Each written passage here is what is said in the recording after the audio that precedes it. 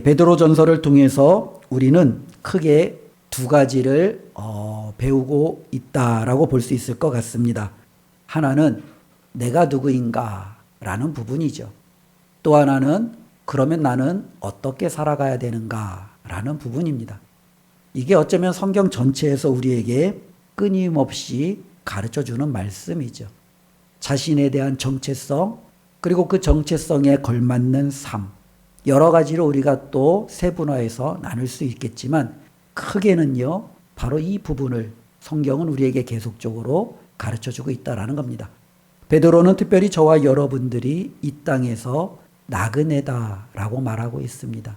우리는 정처 없이 떠도는 소망 없는 나그네가 아닙니다. 우리는 목적지가 분명한 나그네입니다. 우리는 살아있는 소망을 가지고 이 땅을 뚜벅뚜벅 걸어가고 있는 나그네라는 겁니다. 저와 여러분들은 그렇게 이 땅에서 우리에게 있는 하나님이 주신 귀한 소명, 사명, 바로 제사장으로서의 삶을 감당해야 된다라고 말씀해주고 있습니다. 그러니 우리에게는요, 시간이 무한정 있지 않다라고 베드로는 말하고 있죠. 4장에서 그렇기 때문에 베드로는 우리에게 얼마 남지 않는 시간, 육체의 때가 제한되어져 있다면 이 시간을 어떻게 하나님 앞에 살아내는 것이 우리에게 주어진 삶이냐라는 부분을 계속해서 강조하고 있다라는 겁니다. 4장에서 보면 몇 가지를 강조하죠. 우리는 이제 하나님 앞에 거룩한 제사장, 우리는 하나님 앞에 거룩한 살아있는 소망을 가진 나그네로서 더 이상 과거에 얽매이지 말라라는 겁니다.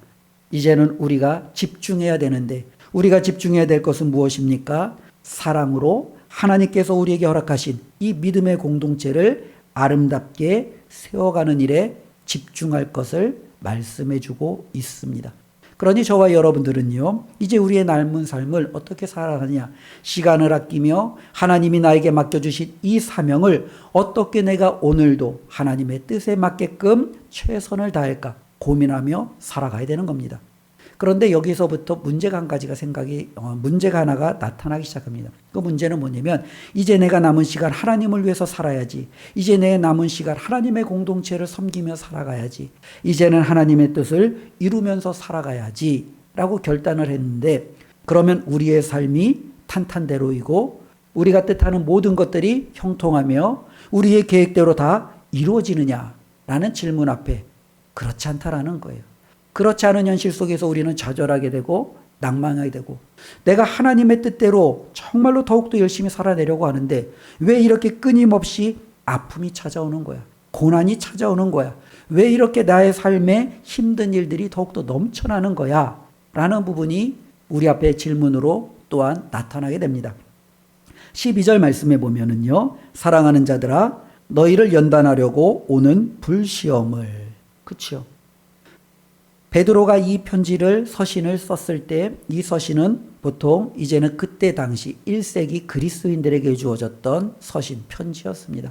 그때 당시 이들에게는요, 자신들의 삶이 이와 같은 아픔이 있을 거라고 그들은 어느 누구도 생각하지 못했어요. 그들은 복음과 상관이 없었던 이방인들이었습니다. 어느 날 그들에게 복음 전도자들이 다가오기 시작합니다. 사도들이 다가오기 시작합니다. 그리스도인들이 다가오기 시작합니다. 그들에게 예수 복음을 전하기 시작합니다. 그들은 그 복음을 들었고 자신들의 삶을 예수 그리스도에게 헌신하며 살고자, 그분을 믿으며 살고자 결단하며 그 삶을 하나님 앞에 드렸습니다. 그런데 문제가 시작이 되어지죠. 내 삶을 이제 하나님 앞에 온전히 드렸는데 갑자기 주위에서 압박이 들어오기 시작합니다. 불이익을 받기 시작합니다. 비방이 찾아오기 시작합니다. 사람들이 조롱하기 시작합니다. 사람들이 나의 삶의 모든 것을 무너뜨리려고 합니다. 예기치 않는 삶의 이와 같은 어려움 속에 그들은요, 당황하기 시작합니다. 내가 예수님께 충성하려고 하는데, 내가 하나님 앞에 신앙을 더욱더 잘 가져가야 되는데 왜 이렇게 내 현실 속에서는 아픔이 찾아오는 거야? 라는 질문이 그들을 힘들게 만들고 있지요. 그런데 오늘 베드로는 말하는 겁니다. 12절 우리 다시 한번 함께 읽어보겠습니다. 사랑하는 자들아 너희를 연단하려고 오는 이상한 일 당하는 것 같이 이상히 여기지 말고, 고난이 오면 당황스럽죠. 연단이 오면 당황스럽죠. 예기치 않는 힘든 것이 오면은요, 우리의 삶 속에 그 부분에 대해서 끊임없는 고민이 오겠지요. 우리는 생각합니다. 내가 하나님 앞에 열심히 기도했습니다. 하나님 앞에 열심히 예배했습니다. 주님 앞에 열심을 다하여 주님의 몸된 교회를 섬기며 지금까지 살아왔습니다. 하나님 앞에 물질로도 헌신했습니다. 시간으로도 하나님 앞에 헌신했습니다. 그런데 갑자기 불시험이 오는 거예요. 연단이 오는 거예요. 너무너무 당황스러운 거예요. 내가 하나님 앞에 이렇게 최선을 다해 이렇게 살았는데 왜 내 삶 속에는 끊임없는 아픔이 찾아오는 거야? 라는 질문이 우리에게 찾아올 수 있죠. 그런데 베드로는 뭐라고 말합니까? 그 불시험이 찾아올 때 그 불시험에 대해서 이상히 여기지 말라는 거예요. 그것은 어떻게 보면 당연하다라는 거예요. 그것은 결코 저와 여러분들에게 이상한 것이 아니라는 거예요. 너무나도 자연스럽게 우리에게 찾아온 거라는 거죠. 그러면 왜 우리에게 이것이 당연하냐라고 질문을 하면 13절에 이렇게 말합니다. 우리 13절 한번 읽어보겠습니다. 오히려 너희가 그리스도의 고난에 참여하는 것으로 즐거워하라. 이는 그의 영광을 나타나실 때에 너희로 즐거워하고 기뻐하게 하려 함이라. 예, 이와 같은 불시험을, 이와 같은 연단을 당하는 것이 이상한 것이 아니라 그것은 바로 저와 여러분들이 무엇에 참여하는 거예요? 예수님의 고난에 함께 동참한다라는 거예요. 이 부분을 우리가 이해하기가 조금 어려울 수 있지만 이렇게 한번 우리가 예를 들어보면 좋을 것 같습니다. 여기 가까운 데 보면은요, 예전에 유명한 태릉 선수촌이 있었죠. 요즘에는 지방으로 많이 이전이 되어져서 이전만큼 이제 많이 활성화가 되지 않았지만 이 태릉 선수촌 그러면은요, 무엇이 떠오릅니까? 땀, 노력, 엄청난, 그렇죠, 자신들의 갈고 닦는, 그렇죠. 이 선수들이 끊임없이 거기에서 자신의 몸을 한계까지 붙이는 그와 같은 훈련의 어쩌면 모습들이 이 태릉 선수촌 그러면은 우리들의 많은 생각 속에 자리 잡고 있습니다. 정말로 이 태릉 선수촌에 들어갔던 사람들은요, 그곳에서 주어지는 시간 동안 얼마나 자기 자신을 한계까지 밀어붙이는지 모릅니다. 땀이 뚝뚝 떨어지고 식단도 관리해야 되고 시간도 철저하게 통제에 따라 해야 되고 자신이 가지고 있는 모든 것을 거기에다 쏟아붓습니다. 쉬운 일일까요? 결코 쉽지 않은 일이에요. 그들이 어쩌면 그런 생각을 할 수 있습니다. 왜 나는 이렇게 땀을 흘려야 돼? 나는 왜 이렇게 힘든 일들을 해야 돼? 왜 나는 이와 같은 고생을 해야 돼? 저 사람들을 보면 먹고 싶은 거 마음대로 먹는데 왜 나는 먹는 것도 마음대로 먹지 못하고, 저 사람들은 자기 시간을 마음대로 쓰는데 왜 나는 내 시간을 마음대로 쓰지 못하고, 이렇게 철저하게 시간과 계획에 따라서 사용해야 돼. 이건 너무너무 불공평한 거 아니야? 그들이 그렇게 생각하나요? 아니에요. 그곳에 있는 사람들은요, 땀 흘려도 자신의 육체까지 한계를 들이밀어도 그들은요, 그것에 대해서 불평하지 않아요. 그들은 자신들이 할 수 있는 최선을 다해서 더욱더 열심을 하여 달려갑니다. 왜 그렇습니까? 그들은요, 태릉 선수촌에 들어갔다라는 그 사실 자체가 국가의 대표이기 때문에 그래요. 그들은 어떠한 종목에, 어떠한 그 경기에 나름대로 소속되어져 있고 그것을 대표하는 대한민국의 대표자가 되어져 있기 때문에 그들은 땀을 흘려도 자신의 육체를 한계까지 밀어붙여도 그것 때문에 이상히 여기지 않아요. 그걸 당연하게 여겨요. 그것을 마땅히 여겨요. 더욱더 최선을 다하려고 그들은 더욱더 부단히 애를 써요. 이것이 그들에게는요, 결코 이상한 것이 아니라는 거예요. 우리 믿음의 성도들도요, 그와 같다라는 거예요. 저와 여러분들에게 찾아오는 여러 가지 불시험, 여러 가지 연단들을 바라볼 때 힘들죠, 어렵죠. 때로는 한편으로는요, 이런저런 생각이 많이 들겠죠. 그런데 오늘 베드로는 뭐라고 말합니까? 너희에게 오는 이와 같은 것들은 너희가 지금 하나님 나라의 대표라는 것을 확증하는 것이기 때문에 이상한 것이 아니라는 거예요. 저와 여러분들이 하나님께 속하지 않으면 불시험이 안 와요. 연단이 안 와요. 우리가 이 땅에서 그렇게 믿음 때문에 힘든 생활을 하지 않아도 돼요.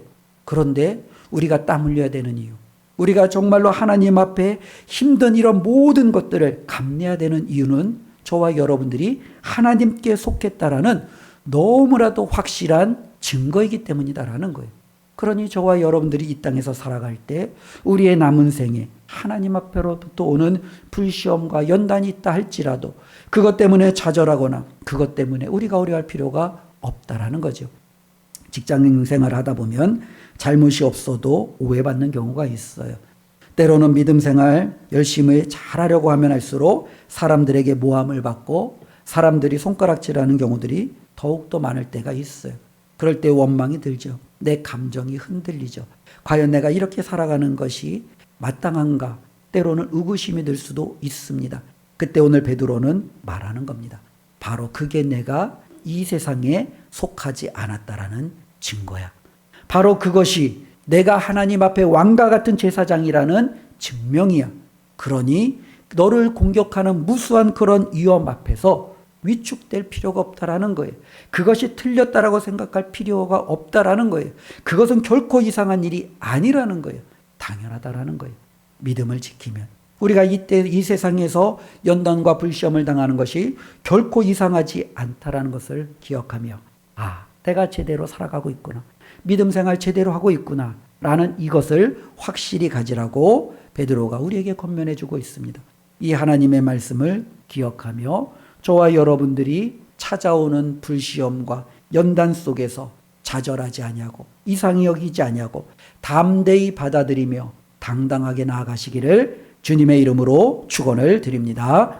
두 번째로는요, 우리에게 찾아오는 고난이 당연히 하나님 앞에 우리가 마땅히 감당해야 될 고난인데 그렇다고 아무 고난이나 우리가 다 갖다 붙이면 안 된다라는 거예요. 고난에도 오늘 말씀을 보니까요, 두 종류가 있습니다. 부끄러운 고난이 있습니다. 또 하나는요, 영광스러운 고난이 있다라는 겁니다. 우리가 정말로 하나님 앞에 담대히 견디고 주님 앞에 우리가 기쁨으로 감당해야 될 고난은 영광스러운 고난이에요. 주님의 말씀 때문에 받는 고난이에요. 말씀대로 살려고 할 때 오는 불시험이에요. 내가 그리스도인으로서 이 땅을 살아내려고 할 때 찾아오는 아픔과 어려움 때문에 오는 그와 같은 고난이에요. 이것은 영광스러운 거예요. 그러나 영광스럽지 않은 고난도 있다라는 거예요. 우리 15절, 16절 말씀인데요. 같이 함께 읽어보겠습니다. 너희 중에 누구든지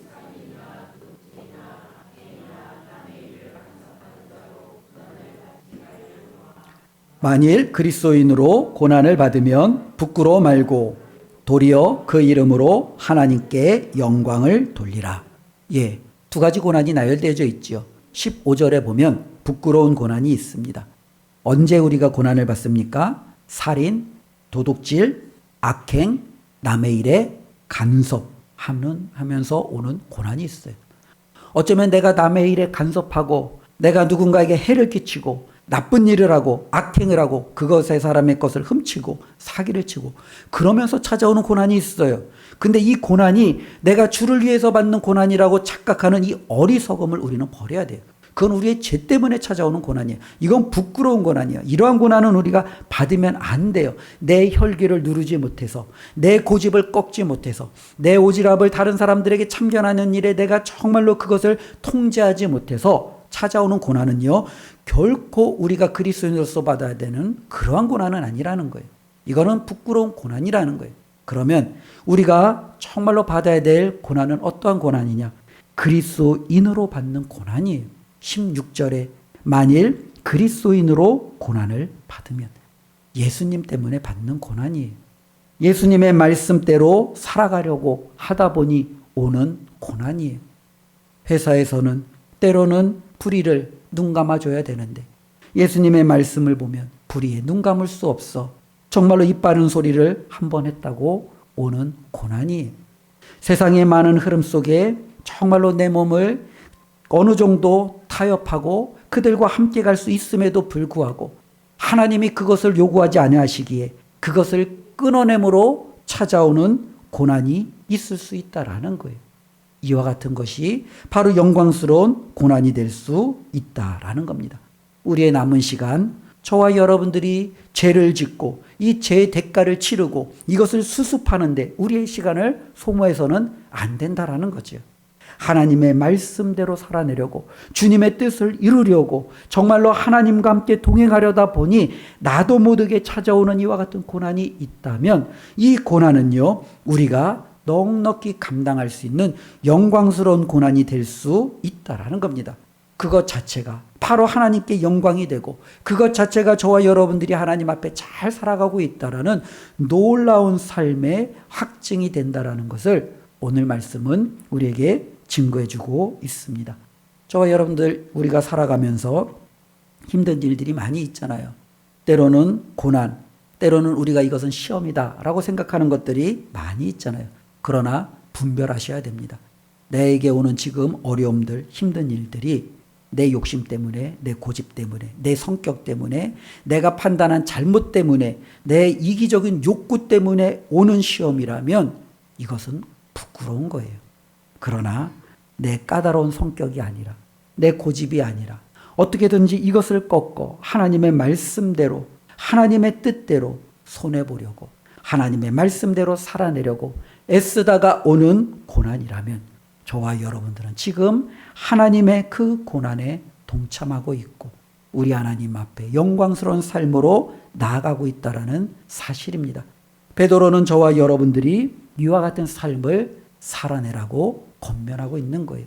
하나님 앞에 영광스러운 이 고난의 삶이 힘들고 어렵겠지만 우리 그리스도인으로서 우리가 정말로 한번 살아가는 인생, 하나님 앞에 이렇게 멋지게 살아가라고 권면하고 있는 이 말씀을 기억하시며 하나님 앞에 크게 아름답게 영광 올려드리는 우리 모두가 되시기를 주님의 이름으로 축원을 드립니다.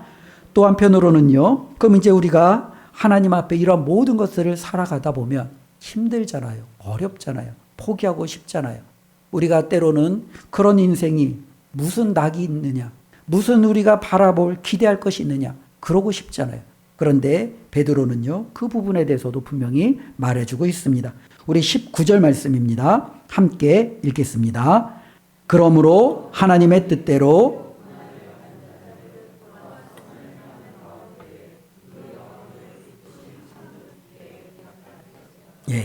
하나님의 뜻대로 고난을 받는 자들은요, 어쩌면 너무 힘들어서 포기할 것 같잖아요. 때로는 미래에 대한 아무런 소망이 없이 자신의 인생은 이렇게 끝이 나는 것 아닌가라는 두려움에 빠질 수 있잖아요. 그런데 베드로는 말합니다. 우리가 선을 행하는 가운데 고난을 받아도 좌절하거나 포기하거나 낭망하지 않고 우리가 정말로 해야 될 마지막 하나의 삶의 모습이 있습니다. 그건 바로 무엇입니까? 우리의 모든 것을 우리 창조주께 어떻게 하라고요? 의탁하라는 거예요. 하나님께 저와 여러분들의 모든 삶을 맡기라는 거예요. 하나님 지금 제가 받는 고난을 아시죠? 하나님 지금 제가 받는 이 불시험, 이 연단을 하나님 보고 계시죠? 하나님 제가 이 부분에서 어떻게 해야 될지, 제가 얼마나 연약한 자인지 하나님 아시죠?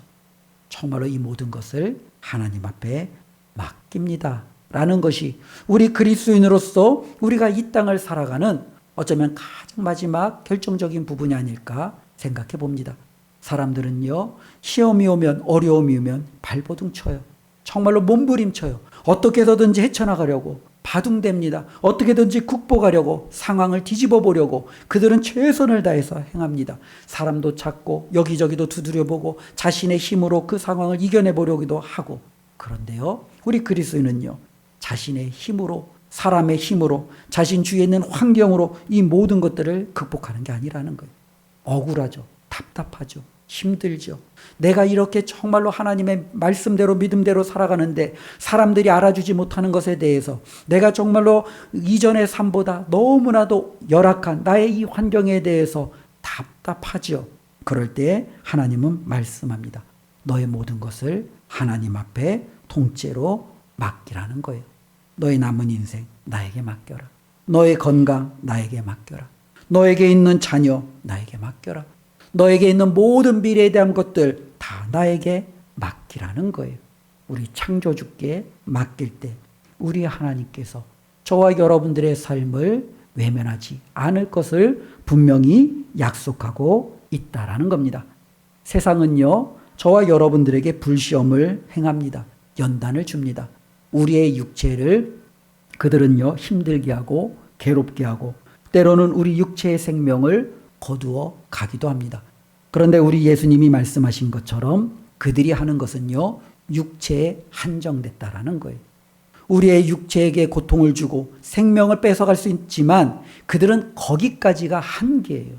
그러나 우리 창조주 하나님이신요, 저와 여러분들의 육체뿐만 아니라 우리의 영혼까지도 살리시기도 멸하시기도 하시는 우리의 창조주라는 그 사실을 우리 예수님은 저와 여러분들에게 분명히 말씀하셨습니다. 그렇다면 이 땅을 살아갈 때 우리는 누구를 두려워하느냐라는 거예요.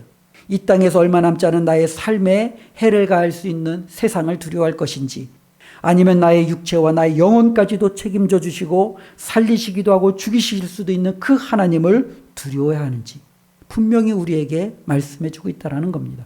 그리고 베드로는 권면하고 있습니다. 저와 여러분들이 고난을 가운데서도 우리 하나님의 뜻대로 살아가는 모든 삶을 우리의 영혼까지도 책임져 주시는 미쁘신 하나님께 의탁하면 그 하나님께서 저와 여러분들의 삶을 온전히 책임져 주신다라는 겁니다. 우리는 결코 이 땅에서 우리의 육신이 전부가 아니에요. 우리는 자꾸 눈에 보기 때문에 눈에 보이는 것이 전부인 것처럼 착각하면서 살아가는 경우들이 종종 있어요. 그런데 하나님의 말씀, 성경은요, 우리 눈에 보이는 것이 전부가 아님을 끊임없이 우리에게 말씀해 주고 있습니다. 우리는 눈에 보이는 것을 위해서 살아가는 것이 아니라 눈에 보이지 않지만 하나님께서 우리를 위하여 마련해 두신 그 영원한 상을 바라보며 영원한 하나님을 바라보며 살아가는 사람들입니다. 그러니 우리는 그 하나님 앞에 우리의 남은 모든 것을 내어 맡기면 하나님께서 저와 여러분들의 모든 삶을 책임져 주시고 이끌어 주심을 믿으며 나아갈 수 있습니다.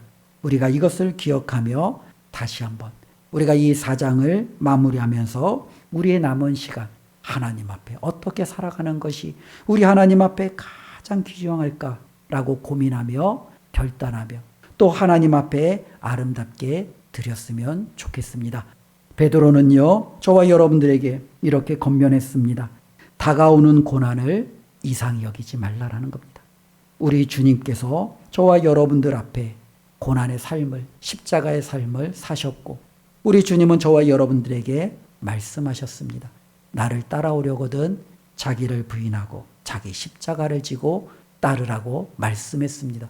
그런 우리가 주님을 따르겠다라고 말하면서 자기 자신조차 부인하지 아니하고 십자가는 힘들고 어렵다고 그 십자가는 지지 않고 주님을 따르겠다라고 말하면 그게 이상한 것 아니겠습니까? 우리가 주님을 따르려고 한다면 주님이 가셨던 그 길을 우리도 같이 가야 되는 것 아니겠습니까? 좁은 길로 걸어가셨던 주님, 십자가의 길로 걸어가셨던 주님, 하나님이 뜻하시는 바로 걸어가셨던 그 길을 우리가 따라가는 것 이상한 게 아니에요. 너무나도 당연한 거예요. 믿음 때문에 고난받는 것은 결코 우리에게 정말로 이상한 것이 아니라 마땅한 것임을 자각하시고 내가 하나님 앞에 받는 고난에 움츠려 들기보다는 더욱더 담대하게 내가 제대로 살고 있구나 이렇게 확신하며 살아가야 될 줄로 믿습니다. 그러나 베드로는 계속적으로 말씀하고 있는 거죠. 부끄러운 고난이 아니라 영광스러운 고난에 동참하라는 거예요. 저와 여러분들의 죄 때문에, 모순 때문에, 연약함 때문에 사람들에게 손가락질 받고 비난받고 때로는 그와 같은 시험과 연단을 받는 것이 아니라 하나님의 말씀대로 살아내려고 주님의 몸된 교회를 섬기면서 오는 여러 가지 어려움 때문에 때로는 믿음대로 하나님의 뜻을 추구하려고 생각되어지는 그 삶의 여정 속에서 오는 그 고난은 너무나도 당연하고 하나님 앞에 큰 영광이 된다는 것을 기억하라고 권면했습니다.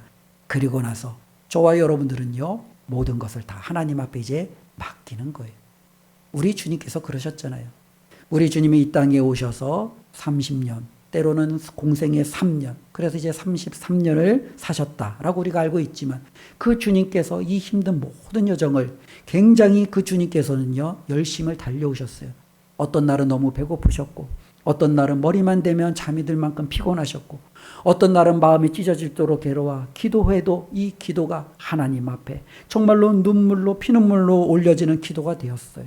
때로는요, 십자가를 짊어질 수밖에 없었고 사람들의 조롱과 때로는 침뱉음과 이제는 그들이 채찍으로 때리고 창으로 그 옆구리를 쑤시며 이제 그 주님을 향하여 온갖 모든 저주와 욕설을 통해서 우리 주님은 그렇게 살아낼 수밖에 없어요. 주님의 삶을 보면 영광이 없는 것 같아요. 희망이 없는 것 같아요. 아무것도 주어진 것이 없는 것 같아요. 그런데 우리 주님은 그 십자가에서 이제 뭐라고 말합니까? 아버지여, 내 영혼을 아버지께 맡기나이다. 의탁하나이다. 우리 주님의 마지막 삶은 베드로가 지금 19절에 말씀한 것처럼 창조주께 맡기는 그와 같은 삶으로 마무리했다라는 거예요. 우리도 그렇게 살아가는 거예요. 하나님, 내가 지금까지 달려왔습니다. 힘들고 어려운 길들이 있었습니다. 그 때로는 내가 실수한 것도 있었습니다. 그러나 하나님, 내가 여기까지 달려오게 하신 하나님 앞에 이제 마지막으로 나의 삶을 하나님 앞에 의탁하오니 주님 저를 받아 주시옵소서. 이것이 바로 우리 성도들의 온전한 삶인 줄로 믿습니다. 하나님 앞에 이렇게 멋진 인생으로 아름답게 매듭 짓는 우리 모두가 되시기를 주님의 이름으로 축원드립니다. 기도하겠습니다. 하나님 감사합니다. 오늘도 주님의 말씀을 통해서 마지막 시대를 그리스도인으로서 하나님의 자녀로서 어떻게 살아가야 되는지 우리 하나님께서 가르쳐 주셨습니다. 우리의 삶을 하나님 앞에 온전히 맡기지 못할 때가 얼마나 많은지요. 내 삶의 주인이 마치 나인 것처럼, 내가 무언가 이룰 수 있는 것처럼 끊임없이 우리는 발버둥치며 자신의 삶의 운전대를 주님께 맡기지 아니하고 살아갈 때가 많았습니다. 오늘 우리 주님께서 말씀하십니다. 창조주께 의탁하라. 하나님께 맡기는 삶을 살아내게 하여 주시옵소서. 예수님의 이름으로 기도드리옵나이다. 아멘.